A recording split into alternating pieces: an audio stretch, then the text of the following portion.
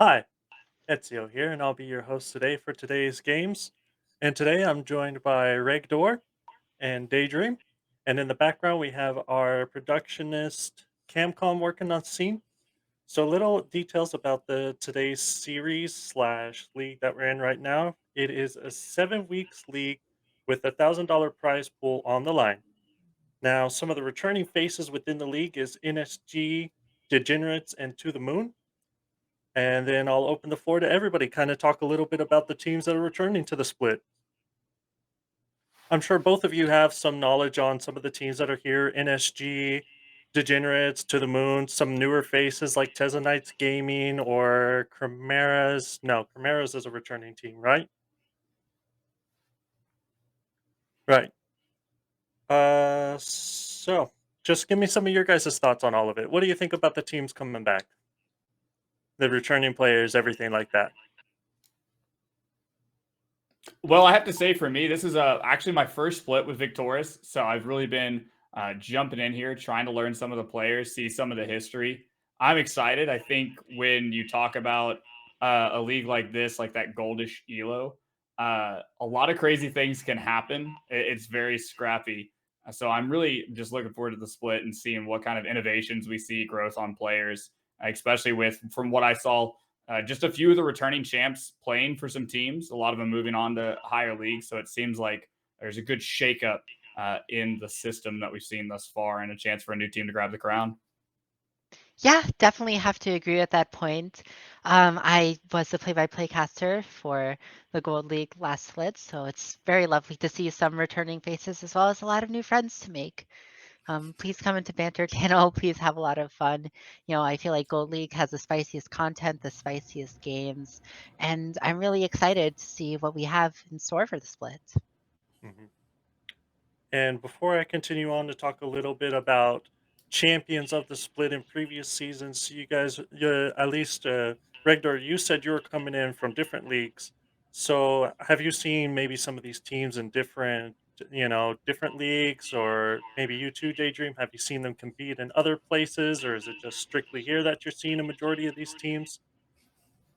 What is a little bit of your context with at least some of the familiar teams that you guys recognize? I think I can start on this one. Obviously, a lot of organizations that are sort of newer to Legends, or at least newer to Legends Gold Leagues. I know Rising Tide, they're sort of a staple in our sort of plat leagues. But I think this is at least last split they didn't have a gold team entered. We have CB Vegas. I know CB most famous for their platinum superstar team, CB Rush. Yeah, and there's obviously, the returning teams, some even from, returning like last split, like, Chimeras, Lit Club Esports, really making deep runs into playoffs. But, it's good. Like I said, new faces, old faces, some, orgs that I haven't, had the pleasure to interact with before. So it's really nice to have a big league that sort of acts as a melting pot for all these players in the scene. Yeah, and for me, I've played against a few players in this league, namely Ishon and B Pots specifically. I actually played with B Pots against B Pots. It was a wild time. He was just kind of the sub that everybody. He called himself Mister Worldwide. I broke his ankles on Gragas. I just need to say that on cast.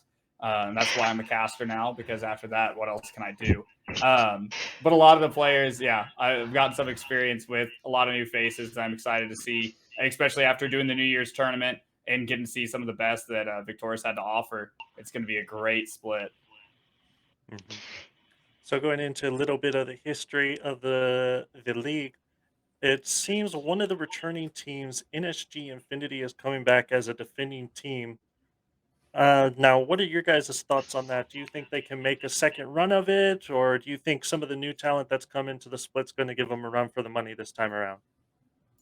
Um, yeah, I can start speaking on this. I casted NSG's finals last split, a fairly dominant 3-1 over Return of the Middlesex Pain and Panic.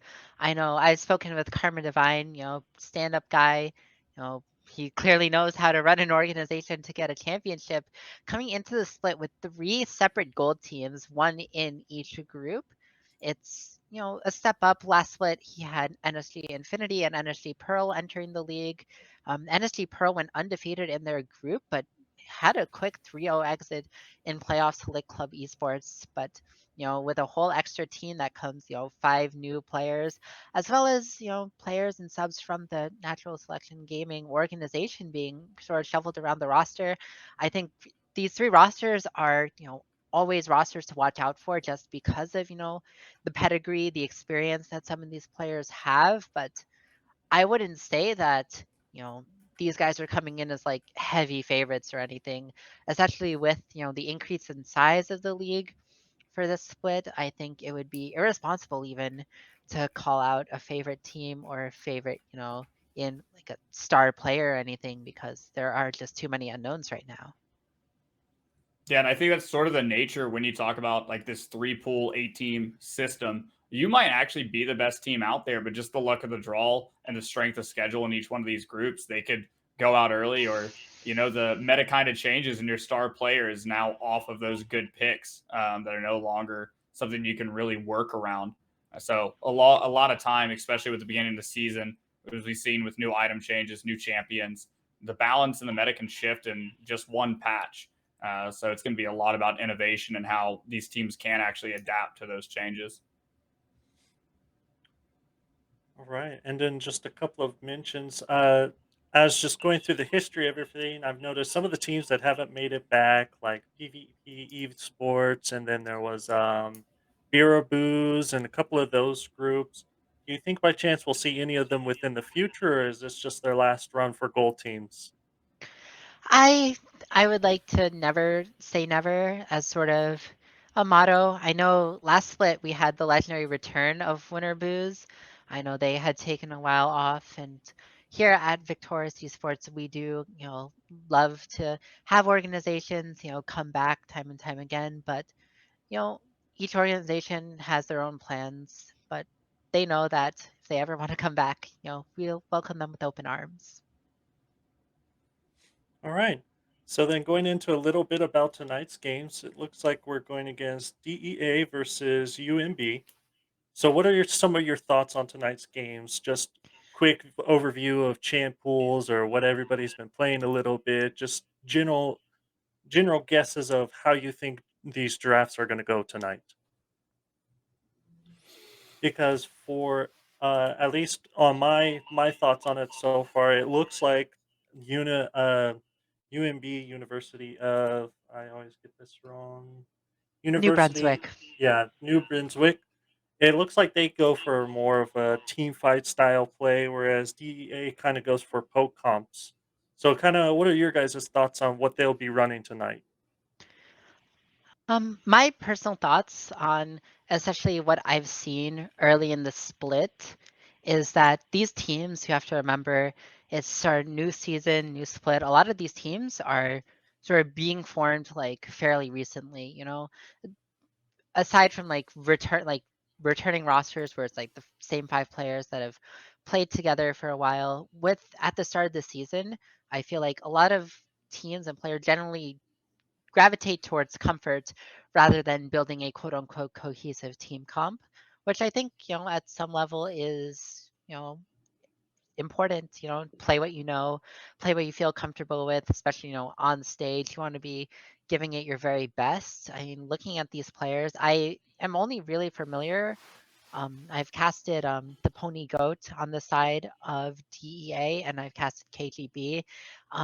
These players were on last last split's playoff teams, Define, Ascension, Obsidian, which honestly preparing for this cast, DEA, DAO, there's Ascension in both of them. It was very confusing and it made me very sad.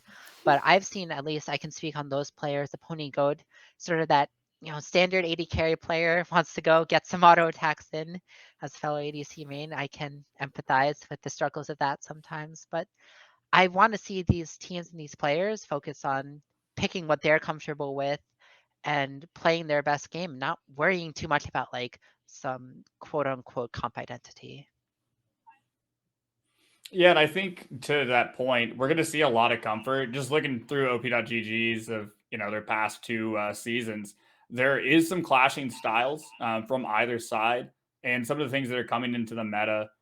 Just it hasn't changed that much since season 11, in my opinion. You still have a lot of the high priority on these 80 junglers like Zen Zhao, J4, even go to the Viegos, Lee Sin. They have the hands for it.